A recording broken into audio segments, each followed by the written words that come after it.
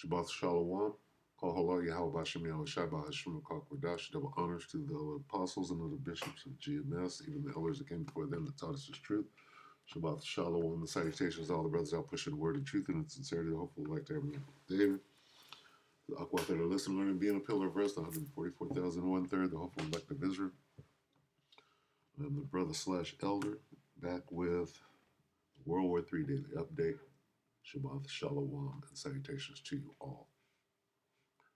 I started Jeremiah 51 and 12 in the NIV. Lift up a banner against the walls of Babylon, reinforce the guard, station the watchman, prepare an ambush. We're talking about war jumping off. The Lord will carry out his purpose, his decree against the people of Babylon, Slovakia. Anyway, war type situations. We're going to watch War Zeekman. This is 4 hours ago. NATO military train with British mercenaries aimed out on blah, blah, blah, blah, blah. Some war type footage, right? And NATO, not NATO, but the 10 toes, the EU, is over there catching cyber attacks right now as we speak. So this war is building. Anyway, take it away. War Zeekman. The Ukrainian army has suffered huge losses, including among the most combat-ready units. Of course, all this will affect the entire combat contact line and create ideal conditions for the successful actions of the Russian army in other directions of the front. The Ukrainian army's crushing defeat in the Kursk region brought the defeat of the entire neo-Nazi regime even closer, Vladimir Putin said. Thus, Vladimir Putin actually officially confirmed that one of the main goals of the Russian army is to overthrow the pro-Western Kiev regime, led by Zelensky.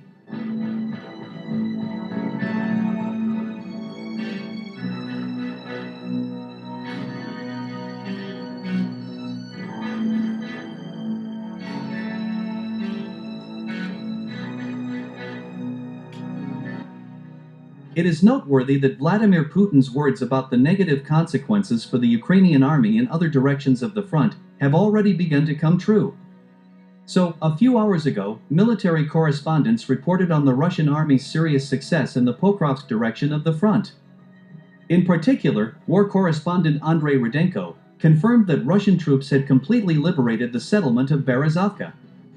It is noteworthy that the liberation of this settlement allowed the Russian army to take under fire control the T-0504 highway, which connects cities such as Pokrovsk and Konstantinovka.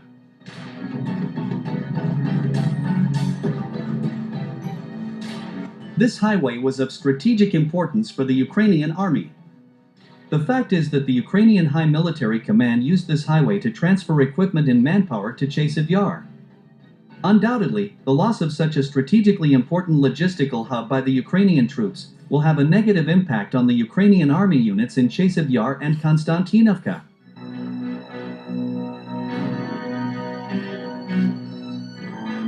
Against this backdrop, I would like to draw your attention to an article in the British newspaper, The Telegraph. In particular, this pro-Ukrainian newspaper has finally admitted that Ukraine suffered a crushing defeat in the current war, and that Kiev will have to accept all of Russia's conditions to end the conflict. It seems that the West and Ukraine have no other choice but to accept Russia's terms. Moscow has undoubtedly won a convincing victory in a military campaign of attrition, the Telegraph said. At the same time, this British newspaper noted that Kiev's reliance on European support had completely failed, as London and Paris could offer nothing but the continuation of the war, while Britain, France, and other European countries no longer have the strength or means to keep providing military and financial assistance to Ukraine.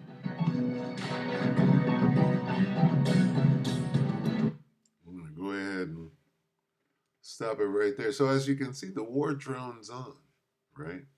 Even though they're running out of ammo, and guess what? It's going to continue on, right? It's not going to go anywhere.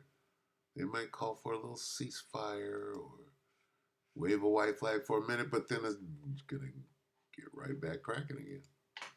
All right, so how am I going to get out of this? Let's see.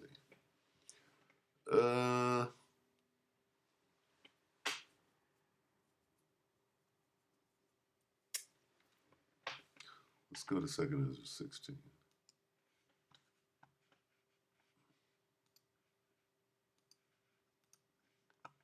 and he shall come to the astonishment of them that dwell upon the earth.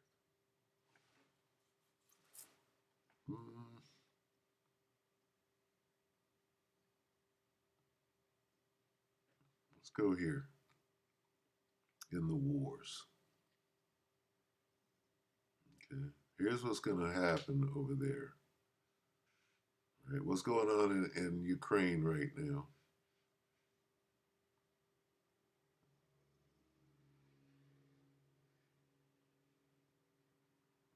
In the wars.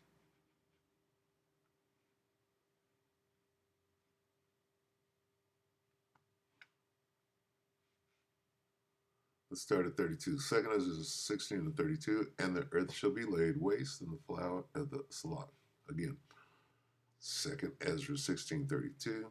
And the earth shall be laid waste, and the fields thereof shall wax old, and her ways and all her paths shall grow full of thorns, because no man shall travel therethrough. The virgins shall mourn, having no bridegrooms. The women shall mourn, having no husbands. Their daughters shall mourn, having no helpers.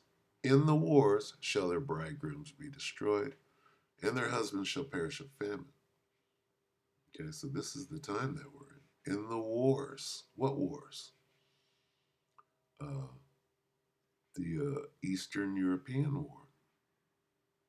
That would be Russia versus NATO and the EU and Babylon the Great. That war. The wars in the Middle East, right? Which there are many. Ask Yemen what the fuck is going on right now. Ask them about World War III right now. And how they're getting bombed and strafed regularly, and nobody's acting like they don't see a damn thing.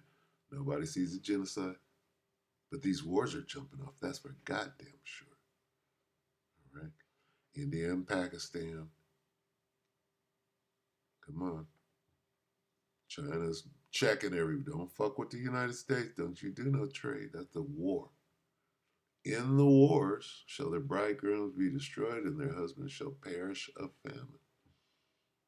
All right. So anyway, good enough for today. Yeah, this thing ain't going nowhere.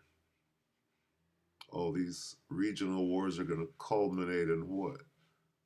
World War III, the final battle, right? Battle of Armageddon. With that, we hope that the elector edified you, brothers and sisters. Shalom.